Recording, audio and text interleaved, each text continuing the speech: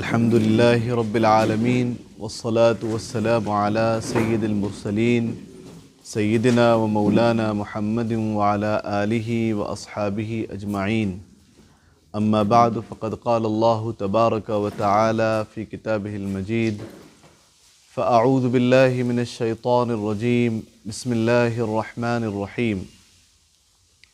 أفحسبتم أنما خلقناكم عبثا وأنكم إلينا لا ترجعون. وقال تعالى: وما خلقنا السماء والأرض وما بينهما باطلا ذلك ظن الذين كفروا فويل للذين كفروا من النار. صدق اللہ العظیم. محترم امیر حلقہ، علماء کرام اور معزز دوستو، السلام علیکم ورحمۃ اللہ وبرکاتہ.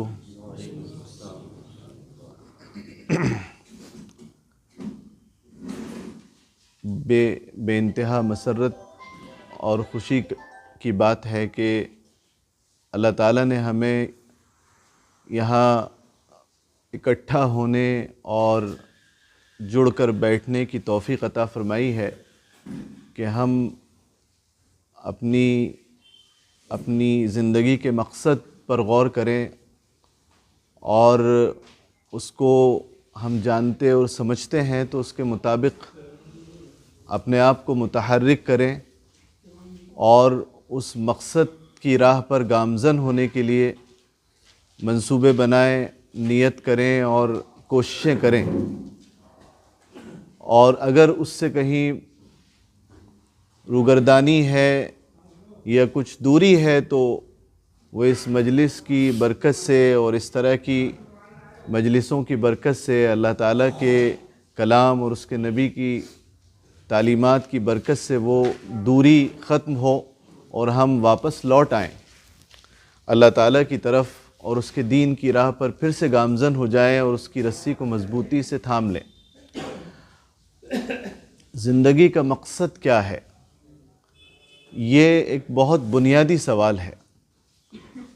اور یہ انتہائی فطری سوال ہے، بہت بنیادی، ابتدائی اور فطری سوال ہے جو ہر انسان کے ذہن میں آتا ہے کہ وہ اس دنیا میں کیوں آیا ہے اور اس کی زندگی کا مقصد کیوں ہے، اس کی زندگی کا مقصد کیا ہے. اس لیے کہ ہم یہ دیکھتے ہیں کہ انسان دنیا میں آنکھ کھولتا ہے، پیدا ہوتا ہے اور اس کے بعد پھر ایک پلتا ہے، بڑا ہوتا ہے، جوان ہوتا ہے، پھر بڑھاپا آتا ہے اور اس کی طاقت اور توانائی کمزوری میں بدل جاتی ہے اور دھیرے دھیرے وہ کمزور ہو کر لاغر ہو جاتا ہے اور پھر ایک دن آتا ہے وہ اس دنیا سے رخصت ہو جاتا ہے. تو اس سے اور یہ وہ عمل ہے جو ہر انسان کے ساتھ ہوتا ہے. دنیا میں کوئی ایسا انسان نہیں پیدا ہوا جس کے ساتھ اس کے خلاف کوئی معاملہ ہوا ہو، وہ ہمیشہ رہا ہو یا ہمیشہ کی زندگی اسے ملی ہو. اللہ تعالیٰ نے یہی نظام بنایا ہے کہ ہر انسان کو موت آتی ہے اور وہ مر جاتا ہے. دنیا میں ہر انسان اپنی زندگی میں بے شمار انسانوں کو اسی طرح آتے جاتے دیکھتا ہے. تو اس سے اس بات کا بخوبی اندازہ ہو جاتا ہے کہ دنیا ایک عارضی جگہ ہے، دنیا ایک سفر ہے اور یہاں سے واپس جانا ہے. تو کوئی سفر ہے، کسی جگہ وہ وقتی طور پر اور عارضی طور پر آیا ہے تو یقیناً اس کے آنے کا کوئی مقصد ہونا چاہیے. اپنی عام زندگی میں بھی ہم کہیں جاتے ہیں کسی سفر پر، تو چاہے وہ ہم کسی سے ملاقات کے لیے جاتے ہوں، کسی بزنس ٹور پہ جاتے ہوں یا کسی آفیشل کسی کام سے جاتے ہوں یا سیر و تفریح کے لیے جاتے ہوں، تو ہمارے ذہن میں یہ مقصد ہوتا ہے کہ ہم یہاں آئے ہیں، ایک وقت مقرر کے لیے آئے ہیں اور فلاں کام ہمیں کرنا ہے، اور اس کو اسی پر دھیان رہتا ہے، اسی پر توجہ رہتی ہے. وہاں چادر تان کر سو نہیں جاتا، وہ دوسرے کاموں میں جو اس کے مقصد و مشن سے تعلق نہ رکھتے ہوں مصروف بھی نہیں ہوتا. اسے معلوم ہے کہ واپس جانا ہے، میں یہاں فلاں کام سے آیا ہوں. تو جب دنیا سے بھی واپس جانا ہے اور ہمیں یہ زندگی چھوڑنی ہے، یہ دنیا چھوڑنی ہے، تو پھر اس کا بھی تو کوئی مقصد ہوگا، اور وہ مقصد کیا انسان خود سے متعین کر سکتا ہے؟ کیا اس کی عقل یہ کہتی ہے کہ وہ یہ طے کر لے کہ ہاں میں یہاں پر اگر 60 سال جیوں گا یا 100 سال جیوں گا تو میری زندگی کا یہ مقصد ہونا چاہیے؟ تو وہ مقصد انسان متعین اس لیے نہیں کر سکتا کہ انسان اپنی مرضی سے نہیں آیا۔ انسان اگر اپنی مرضی سے دنیا میں آتا تو وہ طے کر کے آتا کہ اسے کیوں آنا ہے، لیکن وہ دنیا میں آیا تو خود نہیں آیا بلکہ اسے لایا گیا ہے، اسے پیدا کیا گیا ہے، اسے دنیا میں اتارا گیا ہے۔ جب دنیا میں اسے کسی نے پیدا کیا ہے تو سب سے پہلا سوال تو اسے، یعنی سوالات جو سب سے پہلے اس کے ذہن میں آنا چاہیے کہ جب میں خود نہیں آیا تو مجھے لایا کون ہے، مجھے کس نے بنایا؟ کیونکہ انسان کو خود انسان نے نہیں بنایا ہے، وہ محسوس کرتا ہے کہ وہ ایک وجود ہے، ایک ہستی ہے، اس کے پاس طاقت ہے، صلاحیت ہے، ارادے کی قوت ہے، لیکن یہ سب اس کی اپنی بنائی ہوئی نہیں ہے۔ اللہ تعالیٰ نے یہ سوال رکھا ہے انسان کے ذہن میں، اہم الخالقون ام خلقوا من غیر شیء ام ہم الخالقون، کیا ایسی پیدا ہو گئے، کسی کے پیدا کیے بغیر پیدا ہو گئے؟ اور کیا ایسا نہیں ہے تو کیا انہوں نے خود اپنے آپ کو پیدا کیا ہے؟ وہ خود خالق ہیں۔ اگر وہ مخلوق ہیں تو خالق کوئی ہے، یہ خالق کوئی ہے، اگر وہ خود خالق ہیں تو الگ بات ہے، لیکن وہ تو جانتے ہیں کہ وہ خود خالق نہیں ہے، تو خالق تو کوئی نہ کوئی ہے۔ تو سب سے پہلا سوال یہ ہے کہ کس نے بنایا ہے مجھے، میرا خالق کون ہے، اور مجھے دنیا کے اندر کیوں بھیجا ہے اس نے؟ کیونکہ وہ مجھے واپس بھی بلا رہا ہے، تو مجھے کیوں دنیا میں بھیجا ہے، اور مجھے واپس جانا تو ہے، یہ تو یقینی ہے، اس سے تو انکار نہیں کر سکتا، لیکن واپس مجھے کہاں جانا ہے؟ تو یہ وہ سوالات ہیں جو ایسے فطری سوالات ہیں جن کے بغیر انسان کو سکون نہیں ملنا چاہیے، انسان کو بے چین رہنا چاہیے، اس کی زندگی کے اندر ایک طرح کی خلا ہونا چاہیے، اور ہوتا بھی ہے، لیکن دنیا کو اللہ تعالیٰ نے کیونکہ امتحان اور آزمائش کی جگہ بنایا ہے، اس لیے دنیا میں اس کا دل ایسا لگ جاتا ہے، اور سفر بھی اتنا لمبا ہے کہ اس کی وجہ سے وہ اس اصل مشن کی تلاش اور اس مقصد کی تحقیق سے اپنا دماغ ہٹا لیتا ہے۔ کسی نے بہت اچھی بات کہی کہ دنیا میں جب بچہ پیدا ہوتا ہے اور آتا ہے تو کیونکہ اس میں روح ڈالی جاتی ہے، روح بلندی سے آئی ہے، وہ اللہ تعالیٰ کی خاص تخلیق ہے، وہ اللہ تعالیٰ کی طرف سے پیدا کیا ہوا وہ راز ہے جس کو کوئی نہیں جانتا، ایک ایسا وجود ہے، ایسی مخلوق ہے جو علوی مخلوق ہے، آسمانی مخلوق ہے۔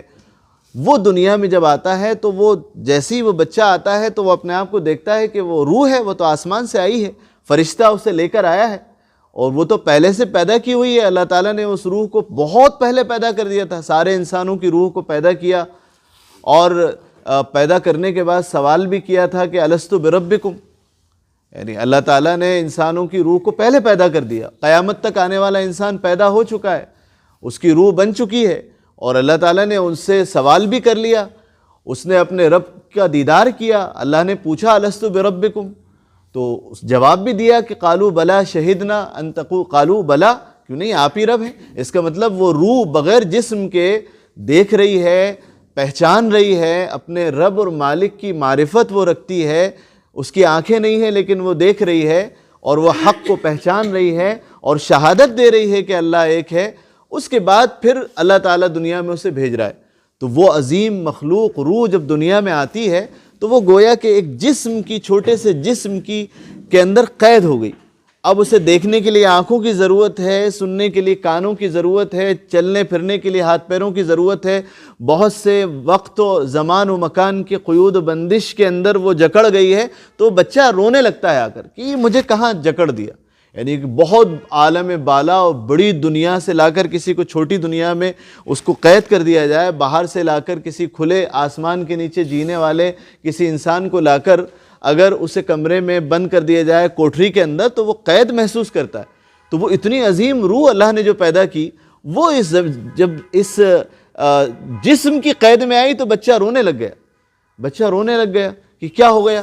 روتا ہوا آیا، اسے خوشی نہیں ہوئی کہ ارے ہم دنیا میں آ گئے. اس کو تو بہت خوش ہونا چاہیے تھا کہ ماں کے پیٹ میں اس قدر اندھیروں میں وہ تھا تو روشنی اسے مل گئی، وہاں کچھ نظر نہیں آ رہا تھا، یہاں بہت بڑی دنیا نظر آ رہی ہے، وہاں تنگ جگہ تھی، یہاں بہت کشادگی ہے، تو آ کر تو اسے خوش ہونا چاہیے، ہنسنا چاہیے، مسکرانا چاہیے، لیکن وہ رو رہا ہے. اس کی وجہ یہ ہے کہ وہ روح بہت بڑی دنیا سے آئی ہے اور یہاں بہت تنگ دنیا میں. پھر یہ ہوتا ہے کہ وہ روح اس جسم سے مانوس ہو جاتی ہے، اس جسم سے اسے الفت ہو جاتی ہے اس میں رہتے رہتے، اور پھر وہ اس کا جو اصل احساس ہے کہ وہ عظیم روح ہے، وہ اللہ تعالیٰ کی تخلیق ہے، وہ اپنے رب کو پہچانتی ہے. اللہ تعالیٰ اسے امتحان کی غرض سے اسے لاشعور میں ڈال دیتا ہے، وہ لاشعور میں چلی گئی. اب اس کا احساس، کیونکہ لاشعور جو انسان کی جو سب کانشیس ہے اس میں ہر چیز کی معلومات ہیں، آپ کی ہر معلومات اس میں چلی جاتی ہیں، لیکن وہ وہاں جا کر وہ دھندلی ہو جاتی ہیں، موجود ہوتی ہیں لیکن دھندلی ہو جاتی ہیں. انسان کے جو کانشیس میں جو چیزیں رہتی ہیں وہ جانتا ہے، سمجھتا ہے، وہ اس کی ایکٹیو میموری ہوتی ہے، لیکن سب کانشیس کی میموری وہ بہت دھندلی ہو جاتی ہے. تو اس انسان کو اس خدا کا شعور تو ہے، وہ معرفت تو ہے، وہ یہ جانتا تو ہے کہ میرا کوئی رب ہے، بنانے والا ہے، میں کسی مقصد سے آیا ہوں، لیکن وہ لاشعور میں ہونے کی وجہ سے وہ احساس دھندلا ہوتا ہے. تو وہ اس دھندلا احساس لاشعور میں دبا ہوتا ہے. پھر یہ دنیا اسے، اس کی چکا چوند، اس کے یہاں کی جو اللہ تعالیٰ نے اس میں کشش رکھی ہے، یہاں کا آرام، آسائش، یہاں کے کھانے پینے، لذتیں، اس میں انسان پھر دنیا سے اتنا مانوس ہو جاتا ہے کہ وہ روح اس جسم کو چھوڑنا نہیں چاہتی،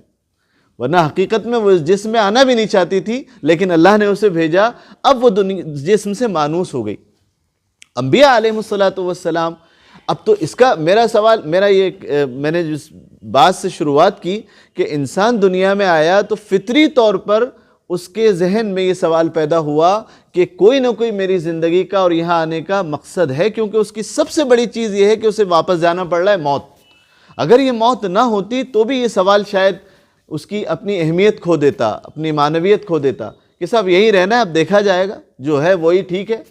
جو مل رہا ہے وہ اس کو ہم برت رہے ہیں، عیش کر رہے ہیں، جی رہے ہیں، دنیا کے فائدے اٹھا رہے ہیں اور جیتے رہیں گے اس طرح سے. لیکن مسئلہ یہ ہے کہ موت آتی ہے تو وہ موت انسان کو سوچنے میں مجبور کرتی ہے. کفا بالموت واعظا، آتا ہے کہ موت تنہا، اگر انسان موت پہ غور کر لے تو یہ واعظ و نصیحت کے لیے کافی ہے. موت پر غور کر لے، کیونکہ موت ایسی چیز ہے وہ انسان کو دنیا کی ہر چیز سے چھڑا دیتی ہے، اور ایسے اچانک آتی ہے کہ انسان کو بالکل احساس ہی نہیں ہوتا، وہ اس کے لیے تیاری نہیں ہوتا، اچانک موت آ جاتی ہے. موت آ جاتی ہے تو اس سے سب کچھ چھوٹ جاتا ہے، وہ تمام آرام اور آسائش بھی چھوٹ جاتے ہیں جن میں وہ جی رہا ہوتا ہے، اس کی تمام لذتیں ختم ہو جاتی ہیں، اس کے تمام خواہشات ختم ہو جاتی ہیں، اس کا جمع کیا ہوا مال اور اسباب، مال و متاع، اس کی مال اور دولت، اس کی جتنی شان و شوکت، طاقت اور قوت ہے، وہ سب اچانک اس سے چھوٹ جاتی.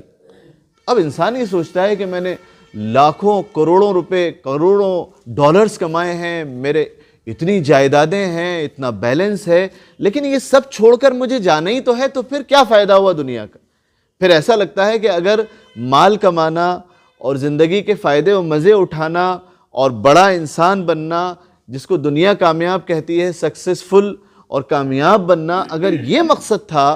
بہت بڑا امپائر کھڑا کرنا مقصد تھا، بہت ساری دولت جمع کرنا مقصد تھی، تو پھر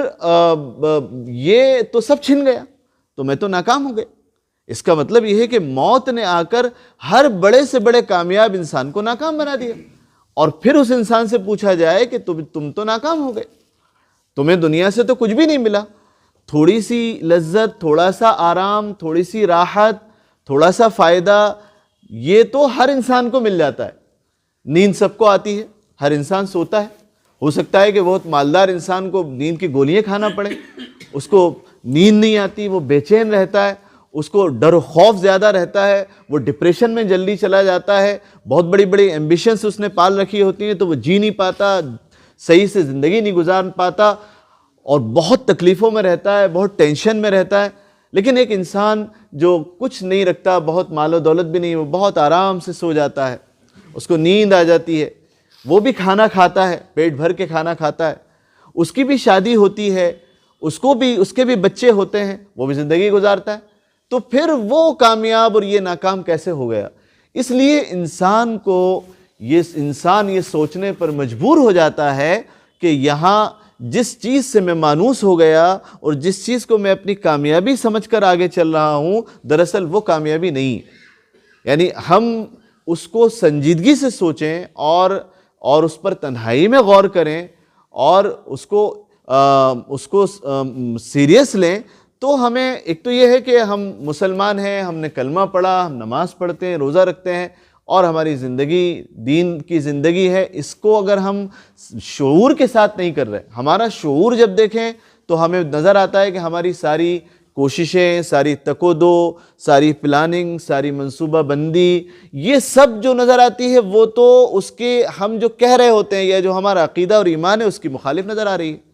ہم کہتے ہیں کہ ہم مسلمان ہیں، ہم دنیا میں آئے ہیں اللہ کو راضی کرنے کے لیے اور اللہ کی عبادت کر رہے ہیں، لیکن ہماری جو سوچ ہے، ہم جس زندگی کی کشمکش میں جی رہے ہیں، وہ اس بات کی نفی کر رہی ہوتی ہے۔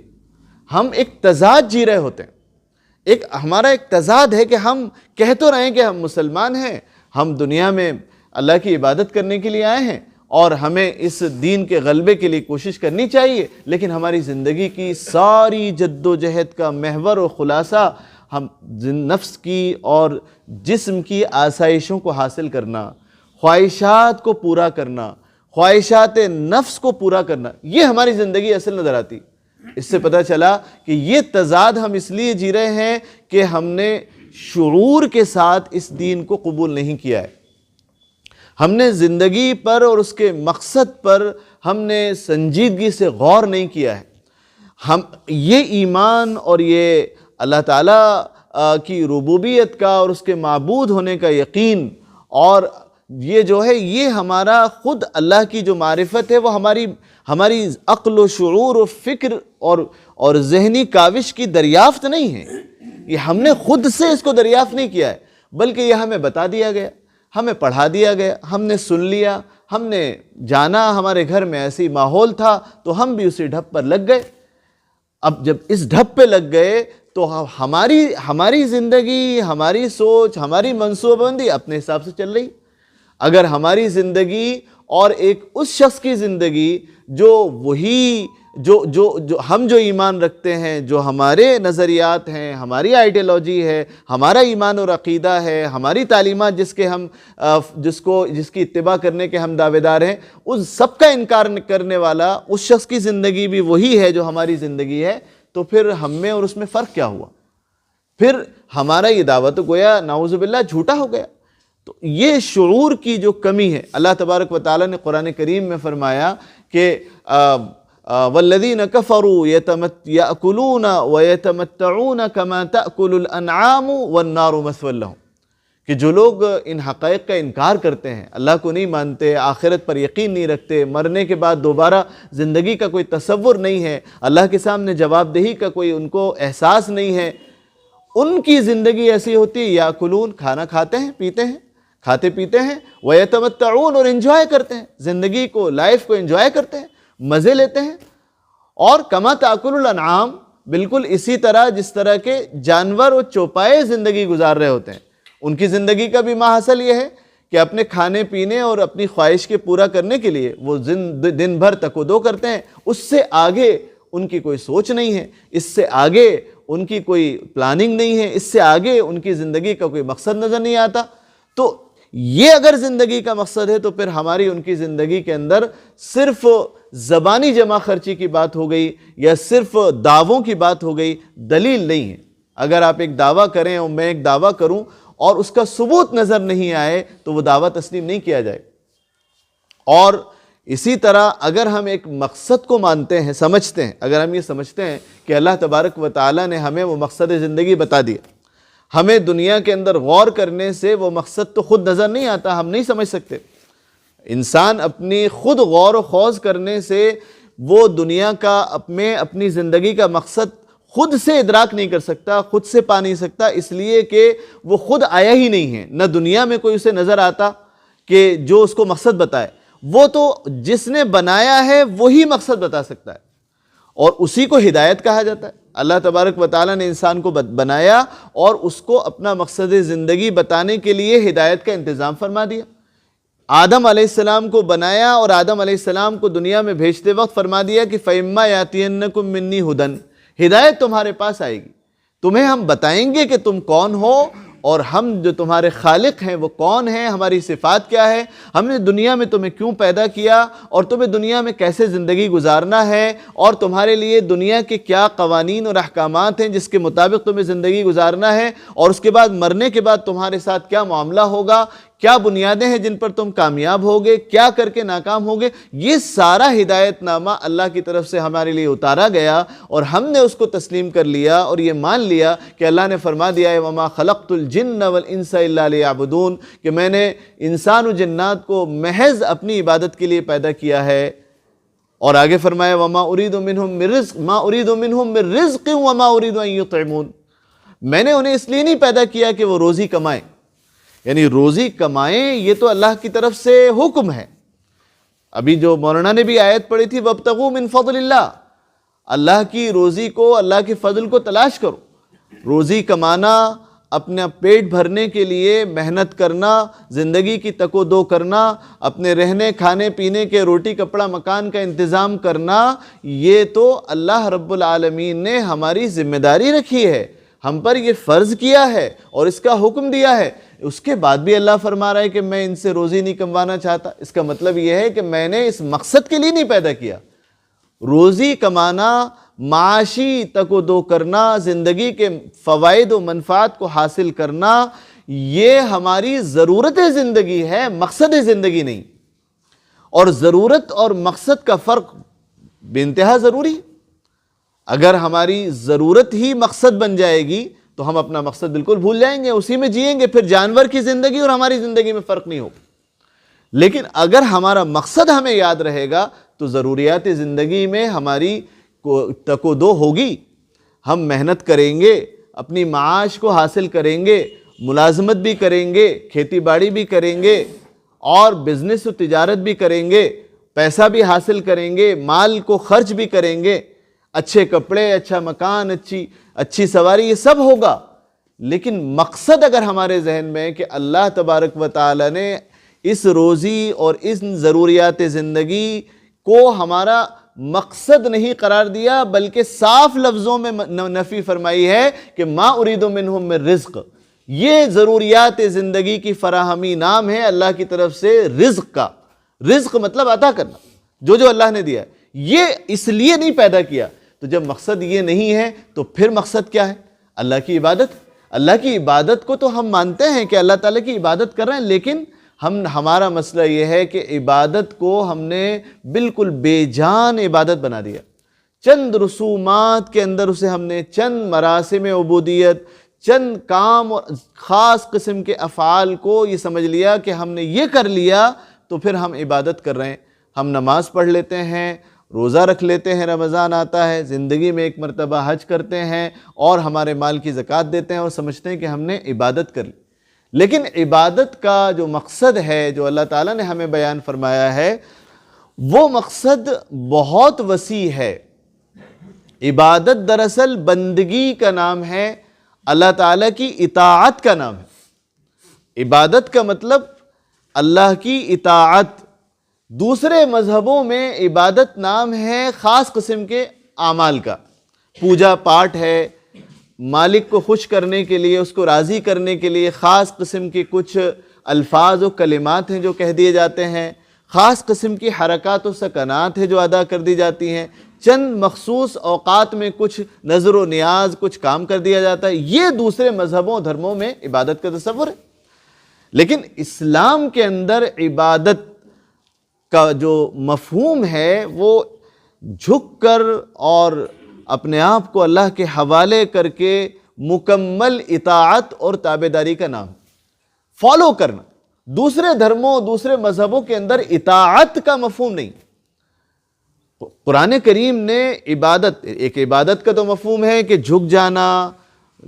اپنے آپ کو ڈال دینا، اپنے آپ کو اس کی مرضی کے آگے اس کے حوالے کر دینا جو اسلام کا مفہوم ہے. لیکن اصل چیز جو ہر جگہ ہمیں نظر آتی ہے وہ اطاعت ہے، اوبے کرنا،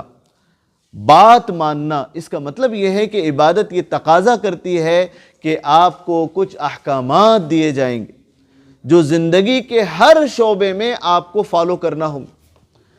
چاہے آپ کی عبادات اپنا جس کو ہم اپنے معنی میں عبادت کہتے ہیں، نماز، روزہ، زکوٰۃ، اس میں بھی اس کے لیے بھی کچھ احکامات دیے جائیں گے، ان کو فالو کرنا ہے.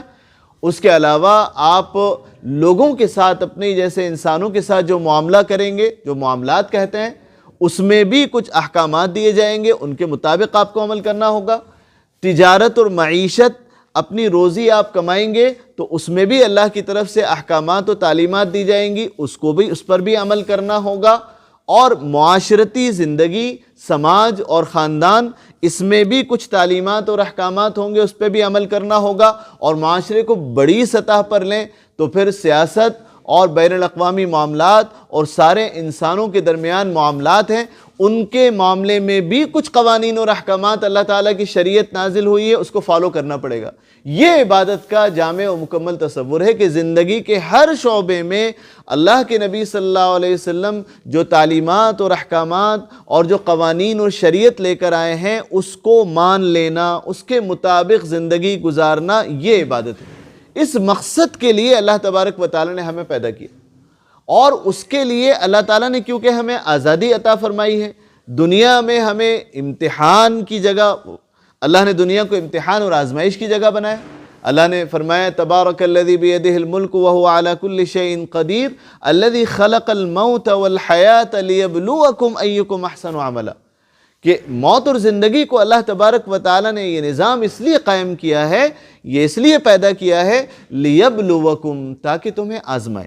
تو ہم امتحان میں ہیں، یہ ہماری زندگی امتحان کی ہے. کیا امتحان ہے ہمارا؟ کہ ہمیں جب عبادت کے لیے دنیا میں بھیجا گیا اور عبادت کو ہمارا مقصد و مشن قرار دیا گیا، اور آسمانی ہدایت نامہ جب نازل ہوا، نبی کی تعلیم جب ہم تک آئی، ہم نے اسے قبول کر لیا، وہ ہدایت نامہ ہم نے لے لیا اور اس پر ہم ایمان لے آئے، تو اب ہماری یہ ذمہ داری بن گئی کہ اب ہم عبادت کر کے دکھائیں. ہم نے مان لیا کہ یہ احکامات ہیں، یہ تعلیمات ہیں، ہم انہیں قبول کرتے ہیں اور تسلیم کرتے ہیں. اب اس کے مطابق ہم زندگی گزاریں. اور وہ زندگی کون سی؟ انفرادی بھی زندگی ہوگی اور اجتماعی زندگی بھی ہوگی. کیونکہ انسان کی زندگی دنیا کے اندر بھی دین سے اگر آپ اسے تھوڑی دیر کے لیے علیحدہ کر کے دیکھیں تو انسان کے جو اپنے وہ اعمال جو اس کی اپنی زندگی سے متعلق ہیں، انفرادی، جس کا ایک انسان کا دوسرے سے کوئی تعلق نہیں، اس میں بھی اگر وہ اچھی غذا نہیں کھا رہا تو اس کو نقصان ہوتا ہے، وہ اگر کوئی بری چیز کھا لے تو اس کی صحت جاتی ہے، کوئی کہیں جا کر ٹکرا جائے تو اس کو تکلیف ہوتی ہے، چوٹ پہنچتی ہے. اس کے اپنے انفرادی کام، زیادہ سو جائے، کم سو جائے، جو بھی اس کے دماغ کے اندر ہیں، ٹینشن لے لے، ڈپریشن میں چلا جائے، تو اس کی انفرادی زندگی کا جس طرح اس پر اثر پڑتا ہے، اسی طرح سے اس اجتماعی معاملات بھی. دوسروں کے ساتھ برا معاملہ کرے گا، دوسرے اس کے ساتھ برا معاملہ کریں گے. کسی پر حملہ کرے گا، وہ آپ پر حملہ کرے گا. کیونکہ انسان کو اللہ نے دنیا میں تنہا نہیں پیدا کیا. اللہ تبارک و تعالیٰ نے انسان کو ایسی مخلوق بنایا ہے جو جماعت کے ساتھ رہتی ہے، اجتماعیت کے ساتھ رہتی ہے. تو اس کو بہت سے کام ایسے کرنے ہوتے ہیں جس کے اندر ایک انسان کا دوسرے انسان سے انٹریکشن ضروری ہے. اب اگر اس میں اس نے اپنا معاملہ سوچا اور اس نے دوسرے انسانوں سے مراد اس کے اپنے خاندان کا بھی معاملہ ہے، اس کے پڑوس کا بھی معاملہ ہے، اس کے شہر کا بھی معاملہ ہے، اس کے ملک کا بھی معاملہ ہے، اور پوری انسانی برادری کا بھی معاملہ ہے. آپ بھی سوچیں کہ انسانی برادری سے مجھے کیا مطلب؟ میں تو اپنا ہی سوچوں، اپنا ہی معاملہ حل کروں. مجھے اس شہر کے لوگوں سے کیا مطلب؟ بھئی میری اپنی ملازمت ہے، میری اپنی دکان ہے، اور میرے بیوی بچے ہیں، میں جاؤں کماؤں اور خوشحال رہوں، یہی تو میری زندگی کافی ہے نا. میں پورے شہر کے بارے میں کیوں سوچوں؟ میں ملک کے بارے میں کیوں سوچوں؟ اتنے سارے انسانوں کے بارے میں کیوں سوچوں؟ تو دیکھیے، انسان کو چاہے اگر دین کو تھوڑی دیر کے لیے آپ الگ رکھ کر بھی سوچیں تو دنیا میں وہ لوگ جو خدا کو نہیں مانتے، جو ملحد ہیں، جو ناستک ہیں، ایتھیسٹ ہیں، وہ لوگ بھی آپ دیکھیے نا، گلوبل وارمنگ پہ بات کرتے ہیں، خدا کو نہیں مانتے. وہ بات کر رہے ہوتے ہیں گلوبل وارمنگ کے اوپر، وہ دنیا کو سینسیٹائز کر رہے ہوتے ہیں گلوبل وارمنگ کے تعلق سے، وہ اس طرح جذبات میں وہ بات کر، جو لوگ اس چیز کو سمجھتے ہیں، جو سائنسدان ہیں، جنہیں معلوم ہے کہ دنیا کس طرف جا رہی ہے، وہ جیسے ہمارے محترم اور ہمارے مدرس مولانا حافظ اشرف صاحب جس طرح کڑھ کر اور دل کی گہرائیوں سے بول رہے تھے، آواز میں درد تھا اور آنکھوں سے آنسو جاری ہو رہے تھے، کیونکہ آپ تک بات پہنچانے کے لیے کہ آپ اس کو سمجھیں اور میں اس کو سمجھوں، تو اسی طرح وہ گلوبل وارمنگ پہ ایسے لوگ بھی ہیں جو تڑپ رہے ہوتے ہیں۔ کیوں تڑپ رہے ہیں؟ گلوبل وارمنگ کا ہم سے کیا تعلق؟ پوری دنیا سے ہمیں کیا لینا دینا؟ بھائی میری دکان، میرا گھر، میرے بچے، میری فیملی، میرا بزنس، پھر یہ گلوبل وارمنگ کا کیا؟ لیکن دیکھیے آپ جو اس چیز کو سمجھتے ہیں وہاں کی بات کر رہے ہوتے ہیں۔ کتنے لوگ ہیں جو درخت لگانے کی بات کر رہے ہوتے ہیں، اس پر انہوں نے مشن بنایا ہوا ہوتا ہے۔ بہت سے لوگ بیماریوں سے لڑنے کی بات کر رہے ہوتے ہیں۔ کیوں؟ اس لیے کہ انسان اکیلا نہیں رہ سکتا، دوسرے متاثر ہوتے ہیں تو اس کی زندگی متاثر ہو کر ہی رہتی۔ پڑوس میں آگ لگ جائے تو ہمیں جلدی بات سمجھ میں آ جاتی ہے، بڑی چیزیں نہیں سمجھ میں آتی۔ پڑوس میں آگ لگ جائے تو ہم بے چین ہو جاتے۔ آپ کو کوئی کتنا ہی اطمینان دلائے کہ بھائی آپ جس محلے میں رہتے ہیں اس محلے میں آگ تو لگی ہے، آپ پریشان کیوں ہو رہے ہیں؟ آپ کے گھر میں نہیں لگی، آپ کا گھر بالکل سیف ہے، بالکل محفوظ ہے، آپ کے گھر کے خاندان کے لوگ گھر میں بالکل اطمینان سے بیٹھے ہوئے ہیں، کھا پی رہے ہیں اور خوب کھانے پک رہے ہیں اور کوئی پرابلم کی بات نہیں ہے، تو آپ مطمئن ہوں گے، آپ جہاں بھی ہوں گے دوڑ کر واپس آئیں گے۔ کیوں آئیں گے واپس؟ کہ ہاں ابھی بے شک وہ محفوظ ہیں، بے شک وہ کھا پی رہے ہیں، انجوائے کر رہے ہیں، بے شک ان کو کوئی پرابلم نہیں ہے، میرا گھر بالکل محفوظ ہے، لیکن وہ جو آگ ہے، آگ سے میرا گھر متاثر ہو کر رہے گا اگر وہ وہاں نہیں بجھے گی آگ۔ وہ آگ اگر میرے محلے میں نہ بجھی تو وہ وقت بہت جلدی یا دیر سے آ کر رہے گا کہ میرے گھر میں آگ لگی۔ آگ سے سمجھ میں آ جاتا ہے، لیکن جو روحانی آگ لگی ہوتی ہے، جو بد اخلاقی و بد کرداری اور عریانیت کی آگ لگی ہوتی ہے معاشرے کے اندر، انسانی معاشرے میں، انسانی برادری میں، ملک میں اور پوری بین الاقوامی سطح پر لوگ اس سے متاثر۔ لوگ کہتے ہیں مجھے اس سے کیا مطلب؟ اگر محلے کے اندر برائیاں پھیل رہی ہیں، نوجوان وقت برباد کر رہے ہیں اور فلمیں دیکھنے جا رہے ہیں، نماز نہیں پڑھ رہے ہیں، اور وہ ہوٹلوں پر بیٹھے ہوئے ہیں اور کچھ شراب پی رہے ہیں، جوا کھیل رہے ہیں، سٹے کھیل رہے ہیں، تو مجھے کیا مطلب؟ میں تو ٹھیک ہوں، میں تو نماز پابندی سے پڑھتا ہوں، میں تو شرابی نہیں ہوں، میں تو جواری نہیں ہوں، اور میں نے اپنے بچوں کو بھی اچھا رکھا ہے، وہ بھی شراب نہیں پیتے، وہ بھی جوا نہیں کھیلتے، وہ تو نماز پڑھتے ہیں۔ تو کیا آپ کو محلے میں، شہر میں شراب نوشی کا پھیلنا، جوئے کی دکانوں کا بڑھنا، شراب کی دکانوں کے لائسنس بڑھنا اور نوجوانوں کا وقت کو برباد کرنا، بے راہ روی کا شکار ہونا، کیا ہم اس سے اپنے آپ کو محفوظ سمجھ سکتے ہیں؟ سمجھتے ہیں عملاً تو ہمیں اس کی فکر تو نہیں ہوتی۔ ہم کہتے ہیں کہ ٹھیک ہے، زندگی کا مقصد معلوم ہے، عبادت کرنی چاہیے، ہم مسلمان ہیں، ہمیں نماز پڑھنی چاہیے، سب ٹھیک ہے، لیکن میں تو خوش ہوں الحمدللہ، میرے ہاں تو کوئی پرابلم نہیں ہے، نماز کو جاتا ہوں، روزہ رکھ لیتا ہوں، میں عمرے کو بھی چلا جاتا ہوں، حج بھی میں نے کر لیا، میں خوش رہتا ہوں، مجھے محلے کے اوباش لوگوں کو دیکھ کر کڑھن نہیں ہوتی،